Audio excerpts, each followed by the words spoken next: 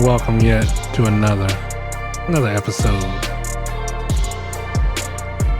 I'm your host, Derek. My lovely wife can't be with us today, but maybe she'll join us on the next one. The track you're listening to, Courtside by Blue Steel. There's more to come. Today, on this episode, we're going to talk about living with those that are not your own. What does that mean? Well, let's talk about what that means. As I stated before, I'm married. I have 6 beautiful children. I live in a suburb. I'm not going to tell you what state. Some people know where I live. Some people do. Some people do. I don't. But I want to talk to you today because where I live is a predominantly white community. And that is my choosing to live there. I have tried and tried and tried to live amongst my own. And what do I mean by my own? My own people. Some people, well, the racists may say that you should live amongst your own people. Well, why is that? It's a free country. Everybody has the right to live where they want to live. I've tried to live in my communities, but it seems that the communities that I used to live in don't really give a damn about where they live. Now I do. And I'm not saying this to be disrespectful to any other communities, black communities, Mexican community, Asian communities, any communities. I have found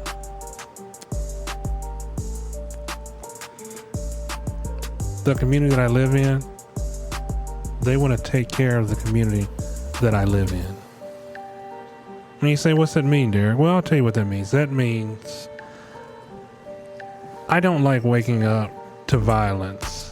And though there's violence everywhere you go, in the place where I live, violence is pretty much minimal. Now, I'm not saying those who live in these communities choose to be there because they don't. Maybe the property value is cheaper, the rent's a lot cheaper, and some people are just working to get out of the situation that they're in. And that's understandable because that's what I did. I grew up in poverty. I didn't have the best of living in a good community. But back then, times were kind of simpler. Versus today, times are a little bit more,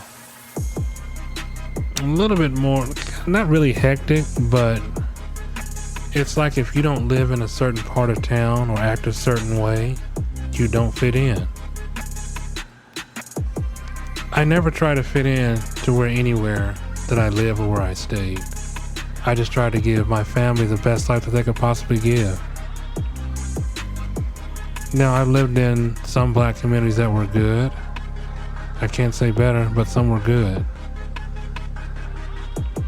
I choose to live amongst a predominantly white neighborhood for reasons because I don't want my children stereotyped to just one race. I want them to experience multiple races.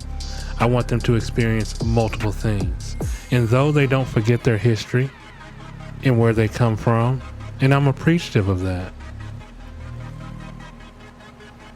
Because even though we teach our kids history, and if you're growing up in a predominantly black neighborhood, they only know one thing.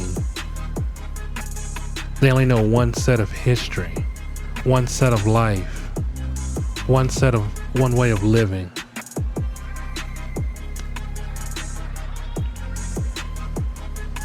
And that's not something that I wanted for my children. Again, this is no shade to anybody like that. All I'm saying is that if you want better for your family, you can get better. You can do better. I see a lot of hardworking people, black people out here that's trying to get out of a worse situation. And they get out of that situation. Yes, you do have to weather the storm in order to make it through the storm. And I believe that.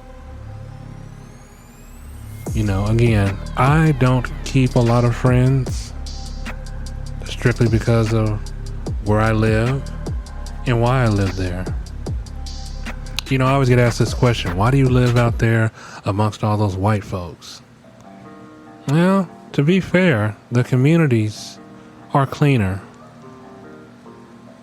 The crime is down. And that's just my choosing. So I chose to live out here because I wanted a better life. I wanted to succeed. I want my kids to know that there's life beyond a black community. Now, I'm not saying that in a bad way or a negative way, but I want them, when your kids get older, they have to experience life. If they only know one thing in life, then how will they succeed in life? You know, that's like if you only know one religion. Well, how do you know our religions are not the same? We all pray to the same God. I mean, it's just a question you have to ask yourself. Do you want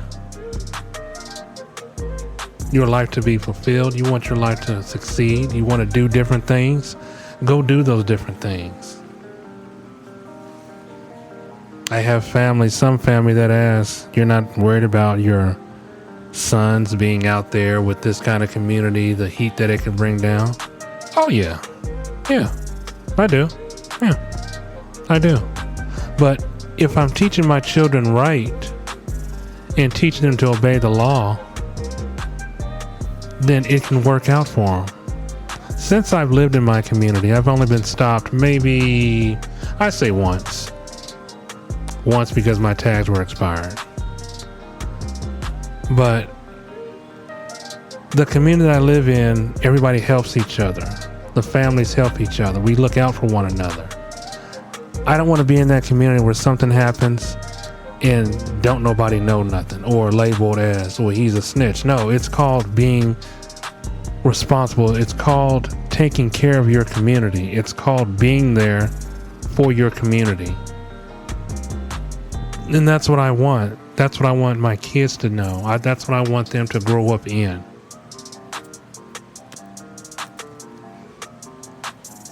I grew up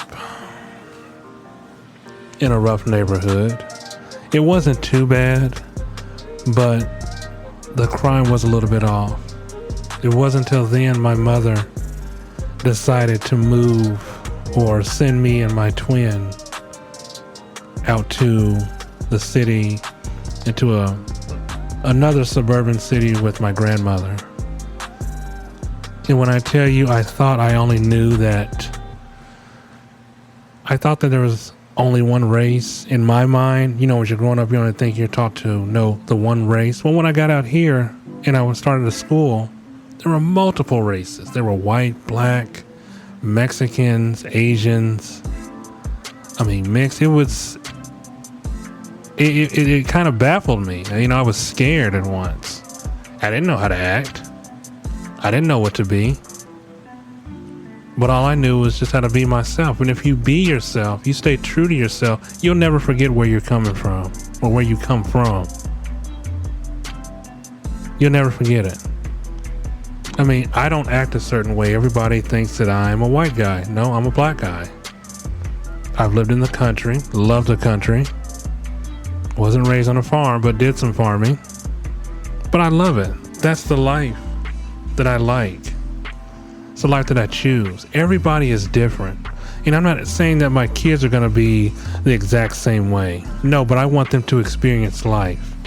I don't want them to be tied down to just one ethnicity, even though they are black Americans. And I'm not saying they're going to be tied down like that, but I want them to experience it. I think what did it for me is that my oldest son, Junior, we were living in a school district that was predominantly black. And back then I was a bus driver. I drove for some predominantly white neighborhoods. And I would see these kids, they dress like they feel comfortable. It didn't have to be a fashion show. But this is the straw that broke the camel's back. My son was in 5th grade at an elementary school. I'm not going to say what school, but he was in 5th grade. My son decided, hey, Dad, can I dye my hair blue? Sure. Yeah, son, no problem. You're free to express who you are within reason. My son dyed his hair blue. My son went to school Monday morning. Got a call from the principal, who was a black principal, who I can't really say we were friends or even close to being friends. I didn't hate this principal. Hate is not in my heart. I just disliked him. He called me and told me my son, his hair was a distraction. And I was like, well, what do you mean his hair is a distraction? He's like, well, it's blue. All the kids are laughing and they're taken away from their studies. I was like, well, how the hell can that be?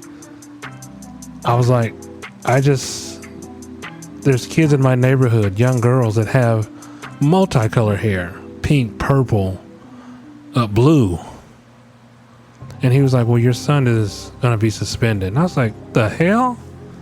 How can you get suspended for having blue hair? But needless to say, I went up to the school. I was not happy. I was pissed. And I didn't cuss the principal out. I just told him, I said, listen, this is a new world. These kids have to express who they are. In a real world, my son wouldn't get fired because of the color of his hair. It's all about his skill set and his mindset. So after me and the principal maybe talked for 30 minutes, he still didn't get it. The thing that baffled me is that he didn't have kids, so he couldn't relate.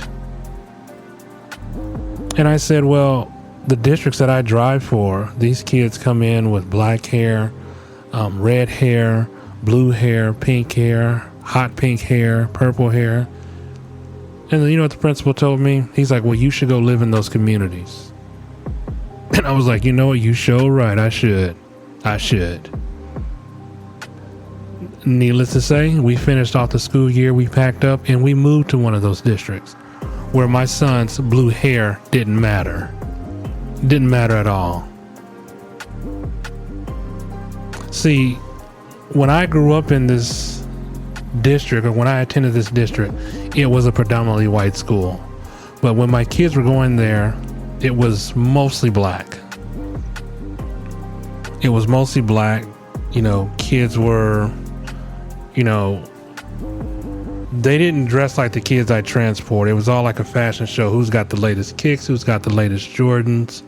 Who's got the baddest hair? Who's got the best fade? That's what I didn't want my kids to grow up in. I don't want my kids to be confined to that group. I wanted my kids to be in school with a multiracial generation of children. Children that they can call their friends or they can have fun with. And they did just that.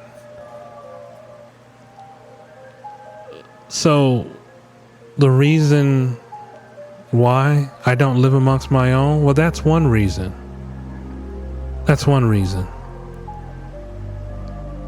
Another reason, and this is just my opinion, this doesn't go for every, black neighborhood or every other hood, because there are some white neighborhoods that are like that, and there are some Mexican neighborhoods like that. I just choose to let my children grow up in a good neighborhood. I want the best for my kids, and we as parents should want that for any of our kids. And yes, if we can't get out that situation, and we try to and we do the best that we could with the best of what we have, then that's all you can do. Not everybody is fortunate. I wish that they were, but they're not. But it's no shade. It's no disrespect towards anybody, because I'm a parent. I'm a parent. And I want my kids to be known as, oh, well, those are pretty good kids. They got a good upbringing, they live this, that, and the other. A friend of mine, excuse me, friend of mine, she stayed in the same city that I did, told me that I have to move out of here. I want to move amongst my people. I said, hey, wish you the best of luck. But her boys weren't having it. Her boys were like 8 and 9 at the time. They didn't want that. They didn't want to be defined to just the one race. They didn't want to have to be stereotyped into that group. And you say it doesn't happen like that all the time. You're right, it doesn't. But it does happen. I used to live in the city. I've had no issues with the city. I live in a predominantly white neighborhood. That's the way I like it. That's the way I want it. I like peace. I like quiet. I like my neighbors looking out and let me know if there's something wrong. Not if my neighbors are seeing something and then they look the other way. They look the other way until it happens to them, and then they say, well, why didn't you do anything about it? Well, it seems like what goes around comes around. You didn't look out for me and no one looked out for you. I want to be in a community that people are treated as equal. People are not looked down upon just because of your money. And that's the community I live in. That's the community I want to be in. I can't speak for everybody, but I hope that when you find that place, or I hope that if what I'm saying is resonating with you, then hey, do what's best for you. Do what's best for your family. Again, a lot of parents don't have that luxury. I try to support as many as black businesses that I can support. I try, and I do. But you know what I found out? I found out that some of these businesses that I go into that are black-owned businesses, there's all this attitude. Attitude for what?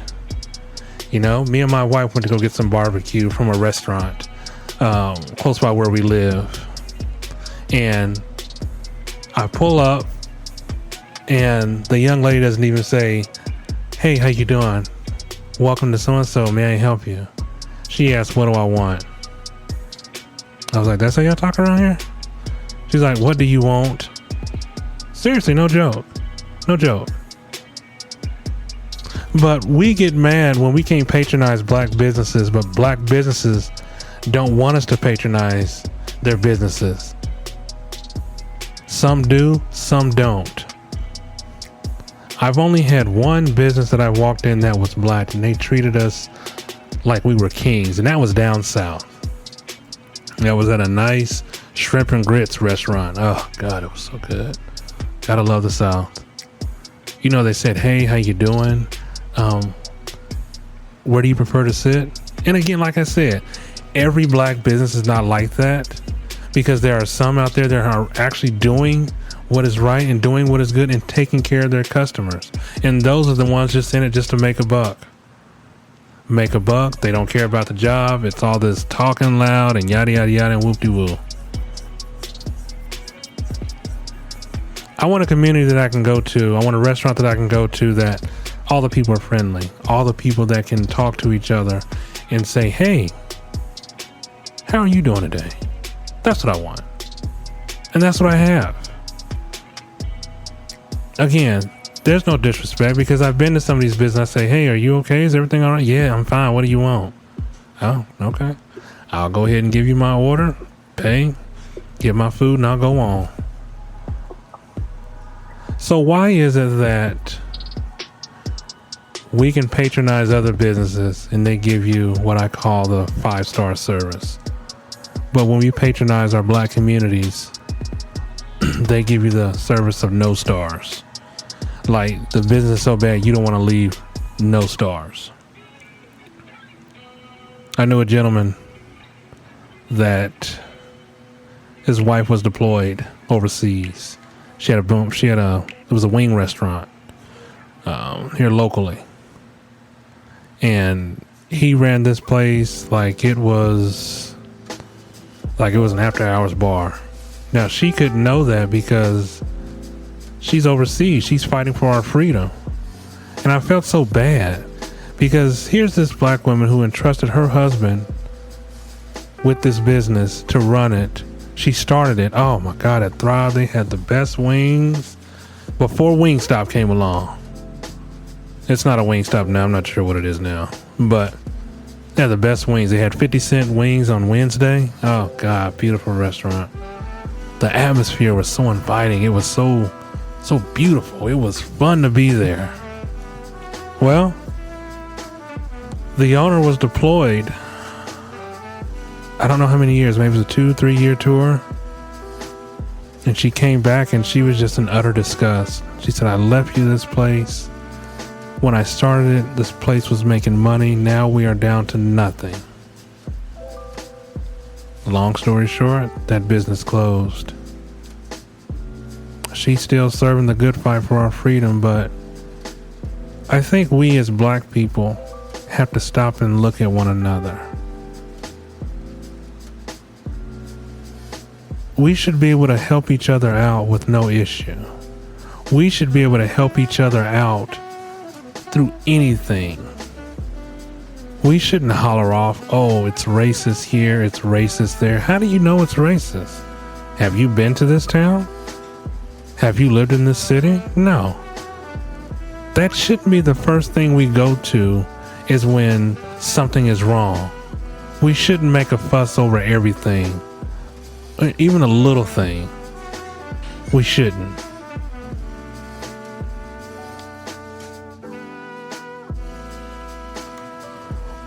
We should be able to talk to one another. We should be able to walk down the street and say hi to one another with no problem. I mean, I live out here among these white folks. Everywhere I go, hey, how you doing? And I do that. I do that. Most of the times you get a hi. Hey, how you doing? How's it going? Oh, it's going good. But the other times are like, what's up, man? You got a problem? No, I got no problem. No problem. No problem here, sir. I don't do the whole confrontation thing. I think it's overrated. I think that you should just be you. I am a man who loves his family. I am a man who loves his community. I'm a man that wishes that I can do more for my community. But with a lot of kids and me budgeting money and doing all that other stuff, I do what I can. Yeah, I don't do as much as I want to, but hey, every little bit counts. But I just enjoy being around my community. And then sometimes when we go to other communities, it's also going to be fun. You know, back when I was living in Tennessee, we used to take trips and go visit what I call Miss Hannah. She was like my extended grandmother. But we'd go up to Chicago and it would be so beautiful. We'd have block parties and everybody would come out and bring their food and just congregate. These were black folks. They would just congregate with each other. I don't even know if they do block parties anymore up in Chicago. I haven't been there in a very long time. But this had to have been on when I was little, maybe around when I was 12, 13, I'm not really sure. But they used to have these block parties. They'd block off the end of the street, both ends, and the family would just come together, and the people on the block would just come together. We'd have barbecue, water balloon flights. We'd have games. I mean, that was the beauty of it. You know what? I miss those days, and we can't ever get those back. I wish we could. And maybe there are some communities that still do it, but it's nice to get out to know who your neighbors are. It's nice to get out and just talk every once in a while. You know, the pandemic has really weighed on a lot of people. You know, it's made us afraid to go outside. It's made us afraid to do things. And I know it's nothing like that social interaction that just, you know, I mean, Every day when I get up, I thank God I'm alive to see another day. And I thank God that I get to see these beautiful people that I live with. And I live amongst Mexicans, black people, white people. And it's just a really good community, a community of hope. Why is it we can rally around some things, but when we're in our own neighborhood, we can't rally for a better neighborhood, or rally for better changes, or rally for keeping our communities together? That's what I want. That's what I want.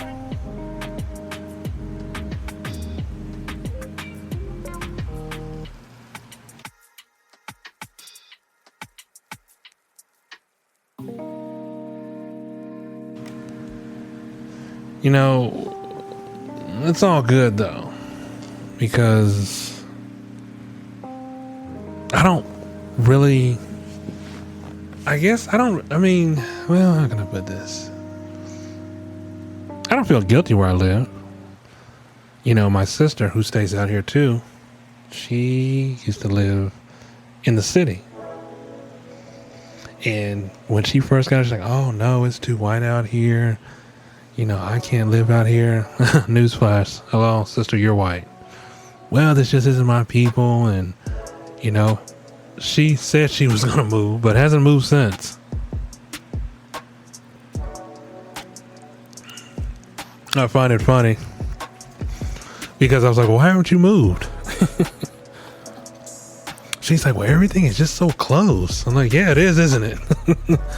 You don't have to drive 30 minutes to the next grocery store or to the nearest fast food chain. You know, it's right here in your backyard. You can walk to it.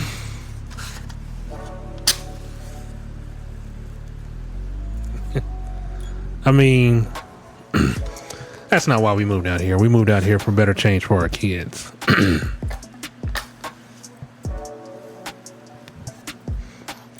We wanted our kids to have the best of a good community, which is what we like, which is what we love. Wouldn't have it any other way. So, you know, I pray for those parents that are trying to make that change, but don't really have the means to make that change. You know, the only thing I can say is hang in there. It does get better. You know, if your kids understand where you're coming from and you know where you're coming from and your kids see that you're doing what you can do to get them in a good community, hey, it's all good.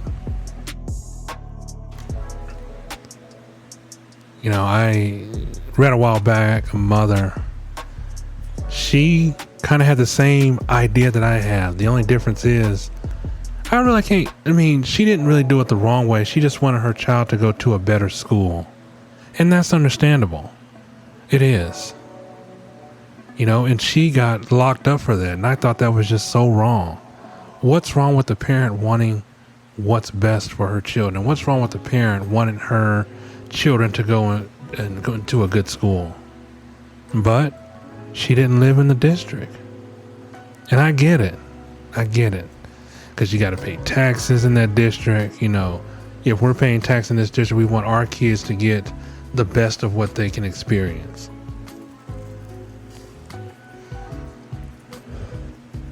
But it's all good.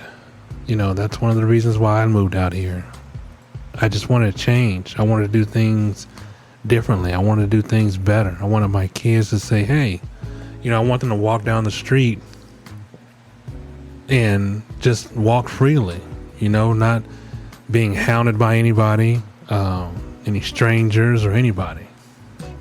A lot of people do ask this question, well, what about the police? Oh, God. We first moved out here, my kids were outside playing kickball. The police actually got out the car and started playing with them, which I thought was the most beautiful thing. Now here, all my kids outside playing with the neighbors' kids, and these police show up. Not because they were making noise, because they were involved in the community. And to make matters funnier, They even radioed in for backup. They said, oh, we're going to need some help with this. Called in a couple more cars. Oh my God, it's such a beautiful, beautiful picture. It's beautiful. You know? And I love that.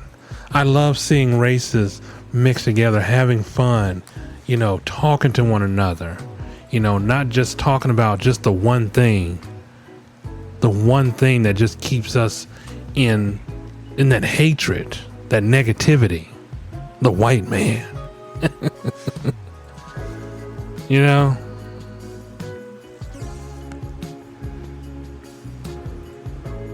I just want them to have fun. And as a parent, anybody should want that. But I know everybody doesn't think like that. You know, I got a cousin who doesn't think like that.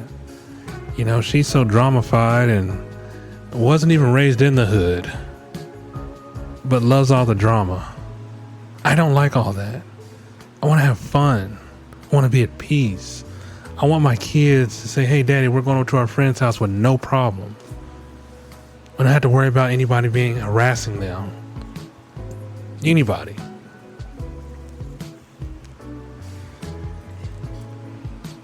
You know, my boys, since they've been in this district and this neighborhood, they have a mass amount of friends, white, black, Indian, Mexican. And when these kids come over, you know, it's a respect thing. How you doing, Mrs. Saunders? How you doing, Mr. Saunders? Oh, we're good. And I like that. I don't like when you have to be sneaky and try to connive and all this other stuff and have something, you know, in the back of your mind going, oh, I can get away with this. No. As long as my kids talk to me and tell me what's going on, then it's all good. I mean, sometimes I don't always agree, but most of the times I do agree. They're good kids.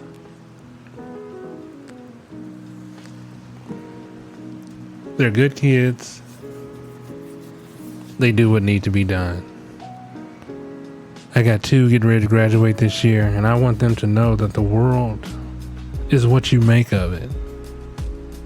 You know, you can go around being angry, or you can go around being happy. But if you're always angry, it seems like you're always fighting a battle. Not with those people, but with yourself. So why not be happy and make the best of your life, of a situation? You know, I want my kids to go out to this world and know that there's going to be some rough neighborhoods, there's going to be some good ones, some bad ones, and they're not always on the same side as you. They're not always in line or in tune with your ideas or your values. You know, so we as parents try to do the best that we can for our children. And all we can do is just be there for them.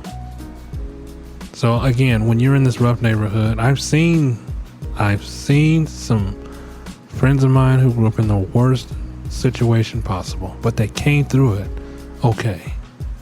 No, they came through it great. They came through it with shining stars. You know, and then those kids that do that also take their parents with them. Now, if that's not gratifying, I don't know what is. It's beautiful. It's beautiful. I love it. So we teach our kids, we should be teaching our kids that there's a whole nother world out there besides just the race that you're affiliated with. It's not bad to know these other races. It's only bad if you stick with what you know, and that's being too confined to just the one part of the room or the one part of the house. Racism exists everywhere. It's good, it's bad. When we moved here, we didn't get a bunch of heads turning. We got, hey, how you doing? Walk to the neighborhood. I'm so-and-so. Oh, hey. I'm Derek's my wife, Letitia, my 6 children. Good to meet you. It's a beautiful thing when you can sit and talk to someone and just have a good conversation. Whatever that conversation may be. Listen, I don't have any disrespect towards my black people. I love my black people, but we as a black community have to do better. Why is it we go to the white neighborhoods and their neighborhoods are clean, but we go to our neighborhoods, it's horrible. And the ones that are trying to keep it clean can't do it all by themselves. Why is it that we go to these white neighborhoods and there's a Quick Trip or a Starbucks or a Walmart on damn near every main stretch of road, but when we go to our blacker communities, we don't have that. We have a liquor store every single damn block. Every block. That's what I didn't want for my children. That's what I didn't like for my children. I grew up in a community that I watched get decimated. What was once a strip mall turned into a grocery store and an auto parts store. What was once a skate land is now a dry cleaners. What was once a movie theater that we would go to the movies on the weekends is now just reduced to rubble and dirt. But a community such as a white community that I live in, we have a movie theater, we have a Walmart, we have a Quick Trip. We have liquor stores that are built into the grocery stores. We don't have a lot of homeless. And I'm sorry, but that's the community that I want to be in. And I know that these city leaders are trying the best they could, but it takes us as people, especially black people, to get up off our asses, make sure that you have your children respecting your community and where they live. We shouldn't be angry because our community has went downhill because we just given up. I've went out and picked up trash for communities maybe once. I'm not going to say more than once. It's probably once. We clean it up a week later. 1 week and a week later, it's right back to where it's at. And there are some people out here who want their communities to shine. There are some people out here that are trying to keep their community together, and that's commendable. And I give them that. It's commendable. I like it. I love it. But if you're listening to my podcast and you're in one of these communities, then you got to understand what I'm talking about. You know, we shouldn't just litter the streets. We shouldn't just because we're in a bad situation or a bad neighborhood, we shouldn't just tear it up. Because that's how we lose businesses. A lot of people wondered why, a lot of black communities wonder why we don't have the things that the white folks have in their communities. That's because we don't care. No, I can't say we don't care. They don't care. Because I care. You know, a liquor store pops up every damn day. Is that good? No. Is it bad? Yeah, because it's trying to keep us confined to just this one group. Oh, put a liquor store here. We'll get plenty of business here. No. Here where I live, we have wine and spirits. Wine and spirits. That's Jay, the neighborhood that I live in. Wine and spirits. And then we got these celebrities that endorse these liquor brands. What the hell? I am not trying to be like nobody else. Nobody but myself. I am trying to be the best parent that I can be for my family. I don't want the stereotype. When I graduated, I thought it was the best thing ever. I knew for a fact I wouldn't see any of the kids I went to school with until years down the road when I did. Some fared off well, some fared off good, some just didn't make it. But just because you live in a certain part of town doesn't mean you have to act that way. A lot of people say, well, you know, this is all this is in this neighborhood. It's do or die. That may be true. But you got to think about this. There are countries in this world that are a lot worse off than what we are. There are a lot of countries in this world where these kids can't be kids. There are a lot of countries in this world that don't have what we have. So why not just take care of it? You know, I fear that these movies that we see on TV will eventually come to truth. Eventually they'll be like, yeah, that's about to happen. Yeah. I don't want it to happen. I fear the worst. But it'll happen. So I think we as a black community need to just stand up and take care of what we have. Why not just be better? Why not just do good? Why do we have to be plagued by a society that just keeps us to a lower standard? We don't have to be like that. We can be everything we want and more. We can do more. Some people don't want to see you succeed. I do. The man upstairs does. You owe that to yourself. Don't ever try to be something that you're not because you're in a neighborhood. Listen, I am not a gangster. I tried. It didn't work out for me. I tried to go through so many genres of being who I am. I guess I was having an identity crisis. I don't know.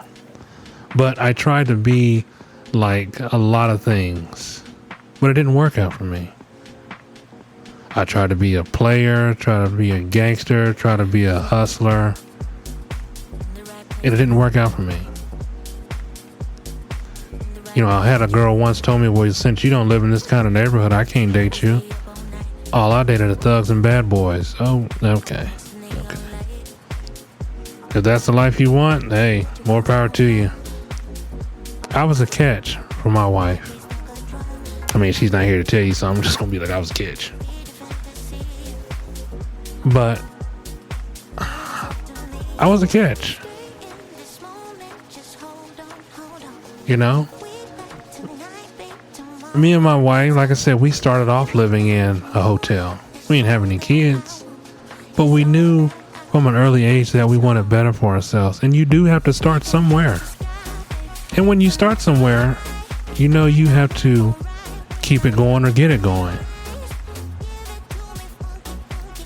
My wife had a friend that stayed out here. She's recently divorced, God bless her. But her husband kind of relapsed. He was a recovering addict, hard drugs, and he relapsed. And he was like, oh, the pressure of living out here, you know, you just can't live out here. You know, it's just the pressure. It's not. What pressure did you have? You had a nice house, you had a family, and now you have nothing. I mean, it's not like he was a stockbroker or a lawyer. He worked in a factory. Good job. Granted, the factory didn't go belly up, and I know that does take a toll on some people. But you don't drop the ball there. You never let them see you weak. You pick yourself up, you get back on that horse, and you ride off into that sunset, knowing that there's something better around the corner. Or the next city that you get to. In any event, he left.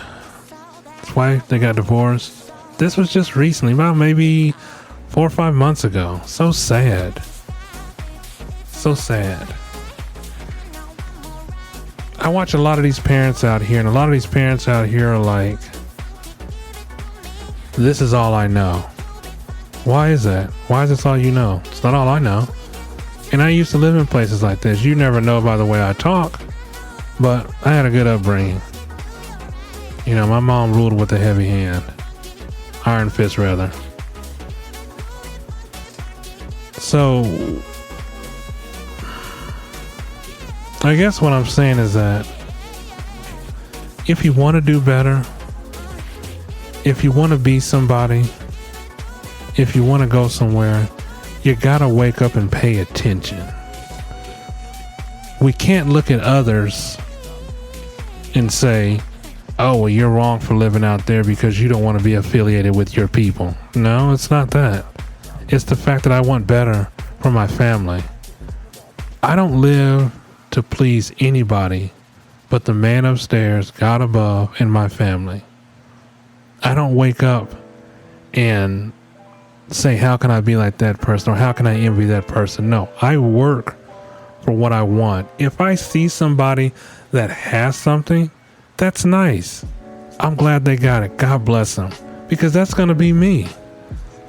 I don't need to get mad. I can just put my mind to anything that I want to do, and I can do it. I've been driving trucks for almost 22 years. I'm still on a road to try to get my own truck. All I need is an investor. So those are things that I work towards. I'm not mad because some people have it better than me. I'm not envious of it. I'm glad that they got it. They're just showing me on how to get it. And I will get it. And when I get it, I will be successful at it. Now, I don't live my life based on what other people think. I live my life based on what I think and what is right for me and what is good for me. Because that's the way I want to live. Listen, if you have friends or family or anybody that lives better than you, well, that's because they work to get it. That's not saying nothing's wrong with that, but you can do what they do. I'm not in that I'm not in a race with anybody. I don't compete with nobody. Nobody.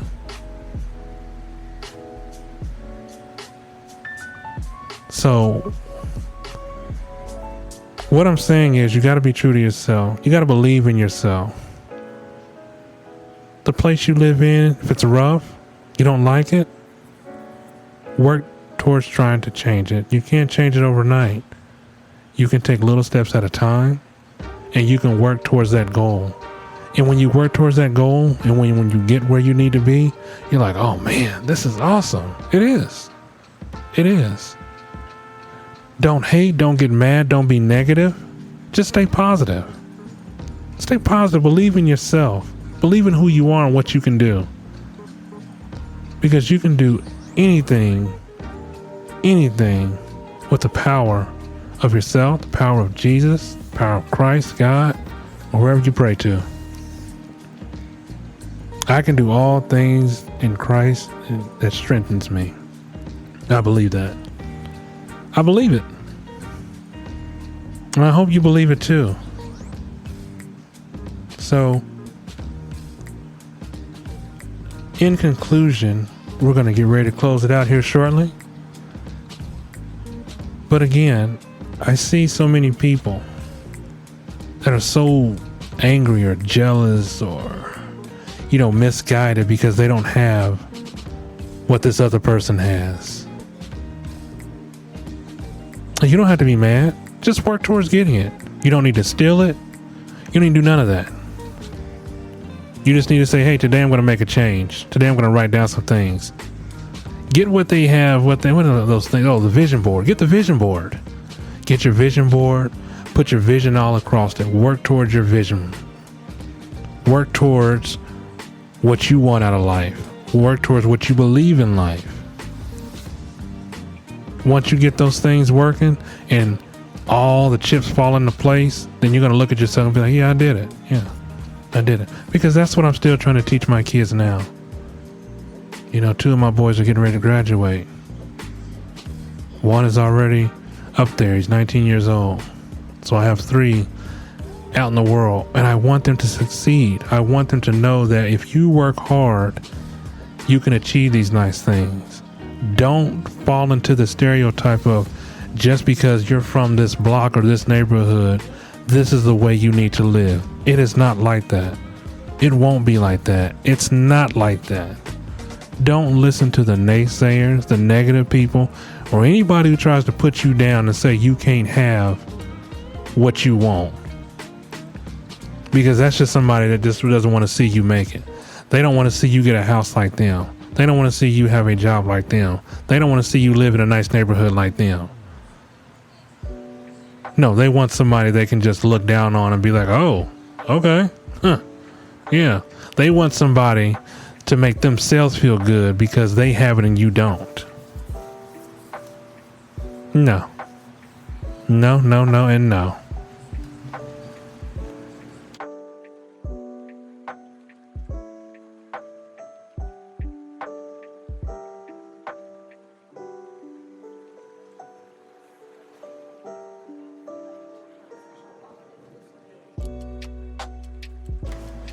So, remember, if you listen to this podcast, I just want you to be inspired. I'm not rich. I'm not poor. I'm somewhere in between. And I am grateful for my family. And I'm grateful from where I live.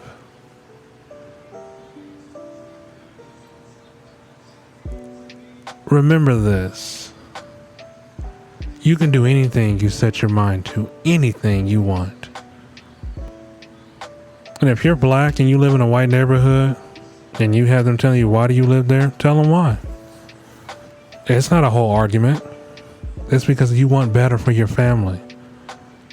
Well, you can do that down here. I can, but I don't want to.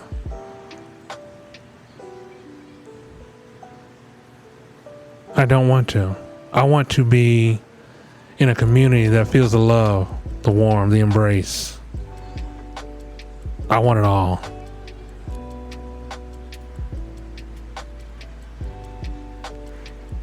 So, if anybody has any comments, questions, please feel free to email me. D6empire357@gmail.com. I want to leave you with something. Something that you guys can just take to the heart. I'll be doing these quotes or these little sayings at the end of my broadcast. But I want you to remember, because this is what I remember. This is what I tell myself. I am in competition with no one. I have no desire to play the game of being better than anyone. I am simply trying to be better than the person I was yesterday. And that's all I'm trying to be. So until then, my friends, you guys take care. Remember, tough times don't last forever. It gets better before it gets worse. I am Derek, and I am one half of Endeavor Empire. Take care till next time, my friends. For now, we'll let you groove. The track is called Sky High. Sky High by ISO Indies. So we'll let you groove with that. You guys have a good one until next time. Thank you.